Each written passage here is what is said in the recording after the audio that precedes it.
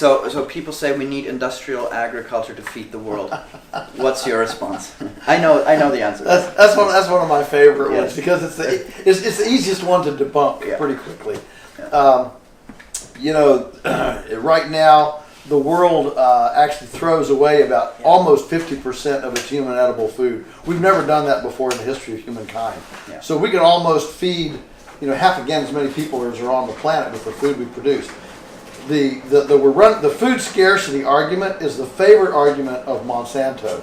Whenever anybody says, "Oh, we're going to run out of food," they're playing right into the hands of Monsanto because Monsanto loves to have people fear that their grandkids are going to starve, because when people are afraid, they will do anything for security. Genetically modified organisms, nanoparticles traversing their arteries and veins, cloning, whatever. Okay, so it's the favorite theme of the industrial food system to have people scared that we can't feed the world. So we're throwing away a lot of food. That's number one, and that's a lot of that is because we have a very segregated food system. We don't integrate our food. We produce it here. We get the fertilizer from over here. We have the manure over here. We have the warehouses over here. We have we don't. Secondly, there's a lot of land we're not using.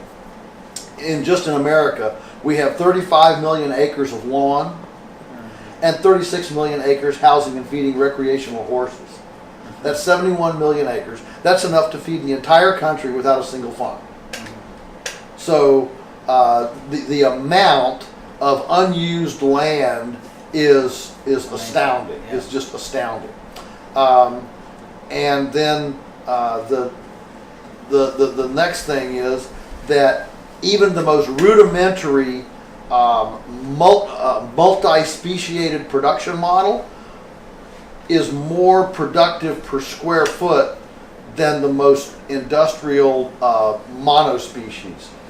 And so when you start mixing species, you get a synergistic effect. That's why a backyard garden is more productive than a San Joaquin Valley monoculture.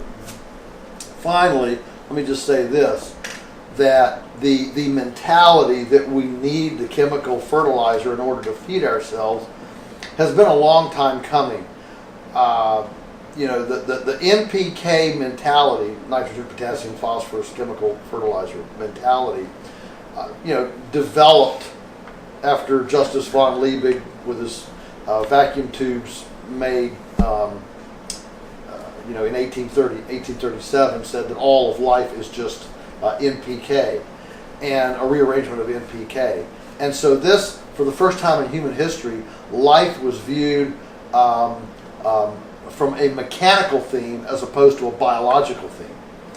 And there are certainly mechanical elements to life, but life is far more than mechanics. We can't take you and lay you on a table, pull your liver, your lungs, your heart, your fingers out, and say, here's the person. You can't do that, and you can't put it all back together like you can a car. All right. So life is fundamentally biological, not mechanical. Mm-hmm. And so what happened during the World War I, World War II, interestingly, bombs and explosives are made out of NPK. And so what we had was the war effort funneled, scientific discovery, mining, distribution, bagging, marketing, of NPK, and made that seem very, very cheap because of economies of scale and all this war effort. So when the war was over, 1947, a farmer has, he can either get this bag of NPK, or he can do the biological approach, which really came to us in 1943 from Sir Albert Howard, an Agricultural Testament, the scientific composting method. That didn't really come to us until 1943.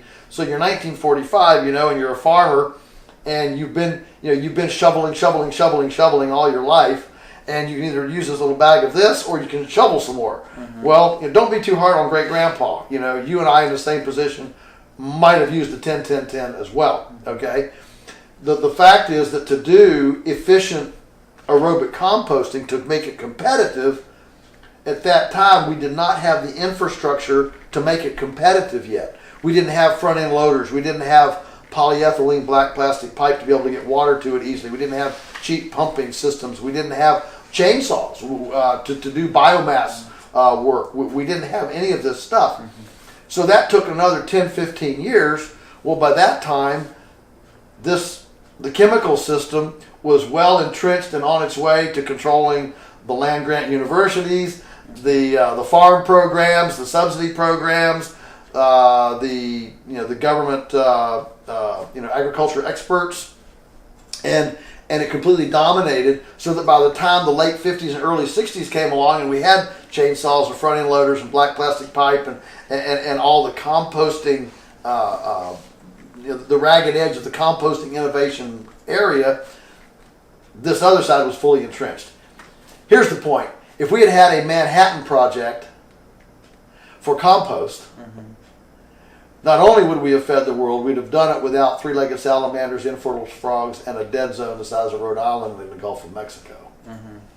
The Manhattan Project, was the atomic bomb of World War II. So if that effort had been put on a carbon economy, on biomass fertility, we would have been fine. Yeah, that is something that some viewers would like to get into discussions with me. That they always say, how you need the industrial agriculture right now even to produce the grain and stuff. But to me, if just a fraction of the research and money that is being put into all these machines and all these chemicals, and all, if we have such a potential to do research and to study and to get better with even our methods, Sure. and the permaculture and all that. I think it's the easiest right now in a permaculture sense to raise animals. It's harder to grow grain, but we can learn so much still. Yeah, well, we have such amazing infrastructure. Let's take our pigs, for example. Our pigs that we raise outside most of the year. Right now it's winter and they're inside, but in the spring, summer, fall they're outside. And we run them through the forest, let them fatten on acorns. All right. Well, we control them with electric fence, a single strand of electric fence with a little energizer that weighs 2 pounds and has a computer microchip in it to create a high ping with 1 amp of power. Okay, there's a perfect example when people say, well, it would take so much land to do it this way. Well, yeah, but how much land is there in oak forest that desperately needs a little bit of disturbance? Yeah. How much land is there in mesquite in Texas, pinyon pine in Colorado and California? I was in Australia doing a 2-day masterclass presentation, and during a lunch break, I just walked out around we were meeting in a library, in an urban library, and I walked out in just the yard there around the library over my lunch, and I brought in, I found seeds all over the. You can hardly walk on the sidewalk for all the seeds falling from these. And I didn't know what they were. There were 3 different kinds. I brought them in and told me what these are. Said, there's enough to fatten 10 hogs in the library yard just from a seed drop. Yeah. And so the truth is that we have a tremendous amount of unused, wasted material, and we have the technology to access it. So yes, would it take more land? Well, yes, but all this land is in desperate need of some massage. Management. Yeah, of some massage.